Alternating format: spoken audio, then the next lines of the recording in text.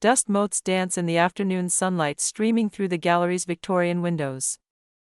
I stood in the middle of what my mother-in-law had called that worthless old junk shop, surrounded by paintings, sculptures, and artifacts that my grandfather-in-law, James Montgomery, had collected over his 6 decades of world travel.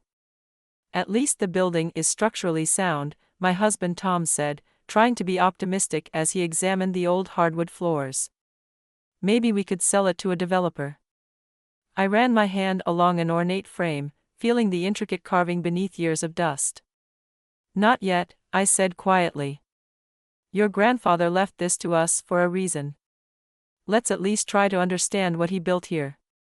My name is Emma Chin Montgomery, and 2 weeks ago, I inherited what the family considered the booby prize in James Montgomery's will. While my brother-in-law Richard received the family mansion, investment portfolio, and my sister-in-law got the vacation properties, I was left the Montgomery Gallery of Fine Arts, a 3-story Victorian building in a small town that had seen better days. A fitting inheritance for the art history major. My mother-in-law Margaret had sneered at the will reading, "Worthless art for someone with a worthless degree." What they didn't know was that during the last year of his life, I was the only one who regularly visited James. While the rest of the family was busy managing their portfolios and social calendars, I spent afternoons with him in this gallery, listening to stories about his collection. But he never gave me a complete inventory. He never fully explained what treasures might be hidden among what looked like a lifetime of eclectic collecting. Grandpa James had an eye for the unusual, I told Tom as we explored the dusty rooms. He never collected the obvious pieces. He used to say that true value isn't always visible at first glance. Tom nodded, but I could tell he was distracted, probably thinking about the $1 million property portfolio his brother had inherited. The Montgomery family fortune had been built on real estate and smart investments, not art. To them, this gallery was just an old man's expensive hobby. I pulled out my laptop and a small notebook I'd used to record James's stories during our visits. "Let's start with the main gallery," I said, beginning to catalog the collection. My art history background and museum internships had taught me the importance of proper documentation. The first floor contained mainly paintings, landscapes, portraits, and abstract works from various periods. Many were good, some were excellent, but nothing seemed extraordinary at first glance. But then I noticed something about a small landscape in a corner. "Tom, look at this signature," I called him over. "The style, the brushwork, this looks like an early Monet, but it's signed M. Claude. Is that important?" Monet's full name was Oscar Claude Monet. He sometimes signed early works as Claude. I carefully examined the canvas, backing the age of the frame. My hands started to tremble. This could be an unknown early work. We need an expert to verify it. Tom looked more interested now. "How much would that be worth if it's authentic?" "Millions." I was already taking detailed photographs, but more importantly, if Grandpa James had one piece like this, there might be more. We spent the next week doing a preliminary inventory. The more I looked, the more I found pieces that needed expert evaluation. A small bronze sculpture that bore striking similarities to Rodin's early work, a collection of Chinese pottery that looked far older than the Ming Dynasty replicas they were labeled as. But it was what we found in the third-floor storage room that changed everything. "These trunks haven't been opened in decades," Tom said, helping me move a heavy wooden chest. The label read, "North Africa, 1962. Inside, wrapped in old blankets, we found a collection of ancient Egyptian artifacts. My hands shook as I unwrapped them carefully. "These look like they're from the New Kingdom period," I whispered. "But that's impossible. These should be in a museum." Tom was reading through some old papers found in the trunk. "Here's a letter from 1962. Something about an archaeological expedition Grandpa James funded. Legal export papers, permissions from the Egyptian government." He didn't just collect art, I realized. He was a serious antiquities collector. But why? Why didn't he ever display these pieces properly? The answer came 3 days later when Dr. Marcus Way, one of the world's leading art experts, arrived to examine the collection. I'd sent him photographs of just a few pieces, not mentioning their source. His response had been immediate and intense. The moment he walked into the gallery, his professional demeanor cracked. "My God," he whispered, moving from piece to piece. "Do you understand what you have here?" I watched him examine the small landscape I'd noticed. His hands were shaking as he used his specialized light to examine the paint and canvas. "This is an unknown early Monet," he confirmed. "Probably from his time in Normandy before Impression sunrise. But that's just the beginning." He moved to the bronze sculpture. "This Rodin is also authentic, one of his studies for the thinker. And these pottery pieces," he carefully lifted one of the Chinese vases. "Ming Dynasty, but not replicas. Originals." My head was spinning. "How much would you estimate the collection is worth?" Dr. Wei looked around the gallery, making rapid calculations. "Just from what I've seen on the first floor. At least $100 million. If those Egyptian artifacts you mentioned are authentic? Possibly much more." At that moment, my phone buzzed. A message from Richard, *family meeting tomorrow, discussing a developer offer for your gallery property. Don't be difficult about this, *. I showed the message to Tom, who had sunk into a chair, still processing the revelation about his grandfather's collection. "What are you going to do?" he asked.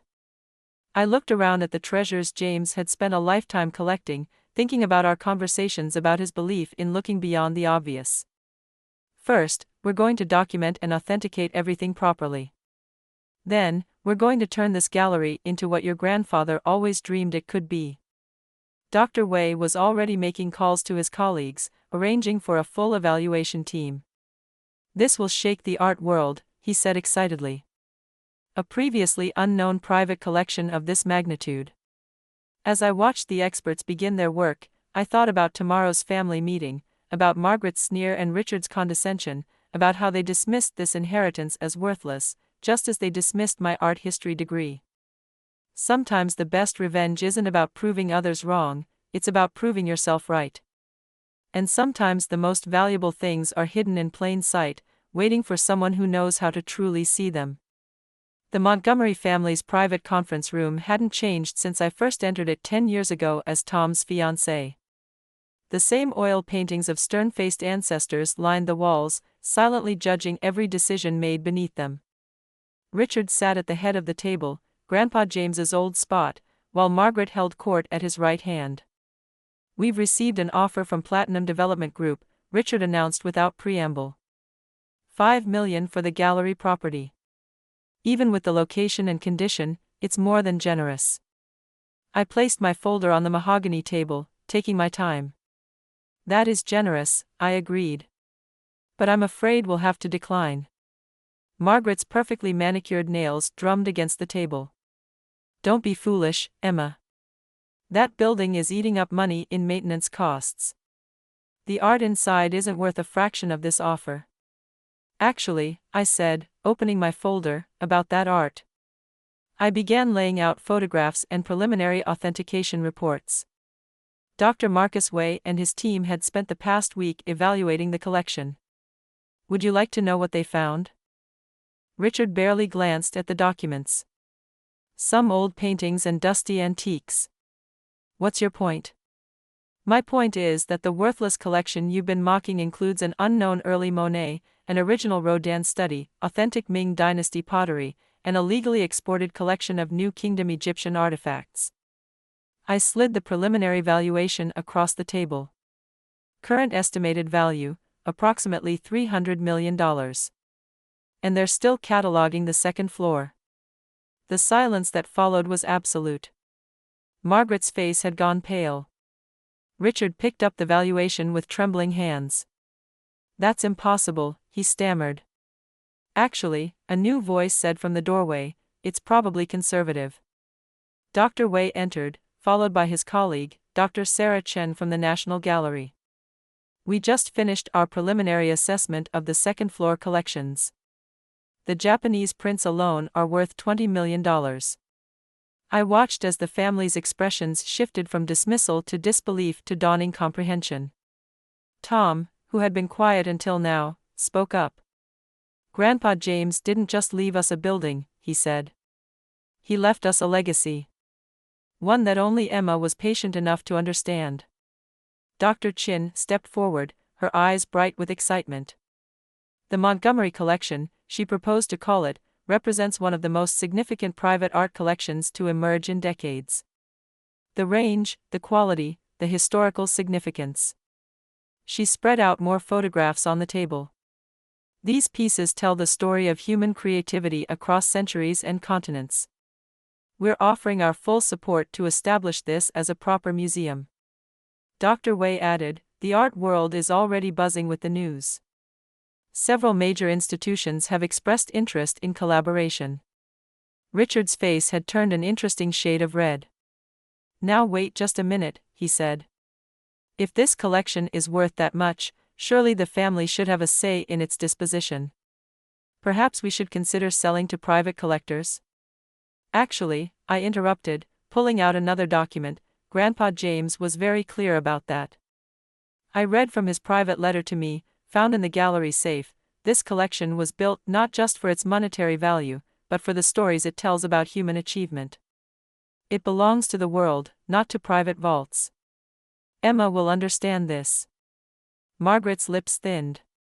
"You knew about this all along, those afternoons you spent with James."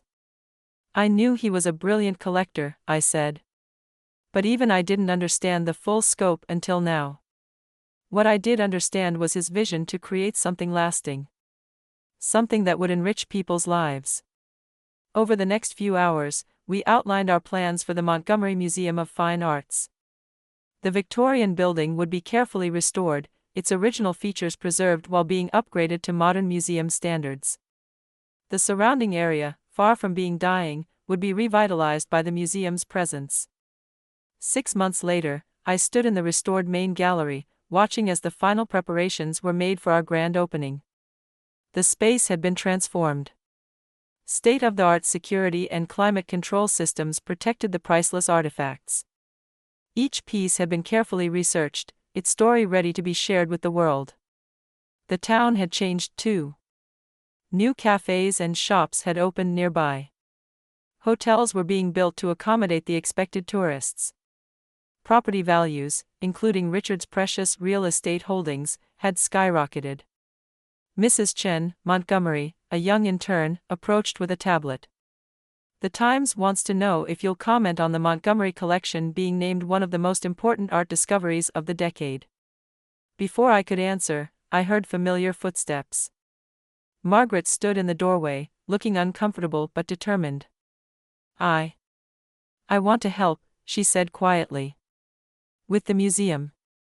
I've been taking some art history classes online," and she gestured helplessly at the magnificence around us. "I want to understand what James saw, what you see." I smiled, remembering all those dismissive comments about my worthless degree.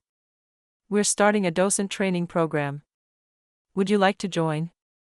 The grand opening attracted art lovers and critics from around the world.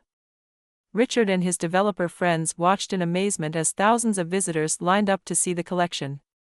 Tom stood proudly by my side as I gave interviews about his grandfather's legacy.